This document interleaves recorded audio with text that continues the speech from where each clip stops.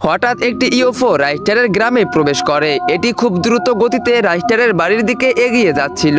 এরপর সেই ইউএফও রাইস্টারের বাড়ির সামনে এসে থেমে যায় এবং তা থেকে একজন এলিয়েন নেমে আসে। তার মুখে অন্যরকম রাগ দেখা যাচ্ছিল। অন্যদিকে রাইস্টার বাড়িতে গভীর ঘুমে মগ্ন ছিল। ঠিক তখনই সেই এলিয়েনটি রাইস্টারের কাছে এসে নিজের হাত দিয়ে রাইস্টারের শরীর স্ক্যান করতে থাকে। কিছুক্ষণের মধ্যেই সেই এলিয়েনটি রাইস্টারের রূপ নিয়ে নেয়। সে দেখতে একেবারে রাইস্টারের মতোই লাগছিল। তারপর সেই এলিয়েনটি আসল রাইস্টারকে সেই ইউএফওতে করে কোথাও পাঠিয়ে দেয়। এরপর আর কি বলার, সেই এলিয়েনটি দ্রুত একটি গ্রামে এসে দেখলো সেই গ্রামের লোকেরা খুব খুশি ছিল এবং হেসে খেলে জীবন কাটাচ্ছিল। কিন্তু এলিয়েন তাদের এই আনন্দ সহ্য করতে পারলো না এবং সে হাতে একটি লঞ্চার নিল এবং সবার মাঝখানে লক্ষ্য করে ছুড়ে মারলো। এরপরে গ্রামের সবাই সেখানেই মারা গেল।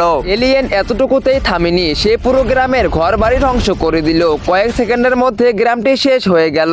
রাইস্টারকে দেখে লোকেরা বলতে লাগলো, আরে রাইস্টার, তুমি এসব কি করছো? তুমি তো একজন সত্যিকারের সৎ মানুষ, তুমি তো আমাদের হিরো। এই কথা বলতেই এলিয়েন একজন মানুষকে মেরে ফেললো এবং সবাইকে হাঁটু বেড়ে বসে অপমান করলো। অন্যদিকে জ্ঞান ভাই টিভিতে ব্রেকিং নিউজ দেখছিলেন। সবার মুখেই এই কথা ছিল, ওই রাইস্টারকে মেরে ফেলো, সে তো সত্যের মিথ্যা অভিনয় করে এখন দুনিয়ায় সর্বনাশ শুরু করেছে। তখন জ্ঞান ভাই বলে, রাইস্টার এমন করতে পারে না, নিশ্চয়ই কোনো ভুল আছে। তারপর কি ছিল, জ্ঞান ভাই রাইস্টারের গ্রামের দিকে রওনা দিলেন। তো বন্ধুরা, এরপর কি হয়েছিল? আসলে কি জ্ঞান ভাই রাইস্টারকে খুঁজে বের করবে নাকি এলিয়েনকে রাইস্টার মনে করবে? তো তোমরা সেটা দেখতে পারবে পার্ট 2 তে।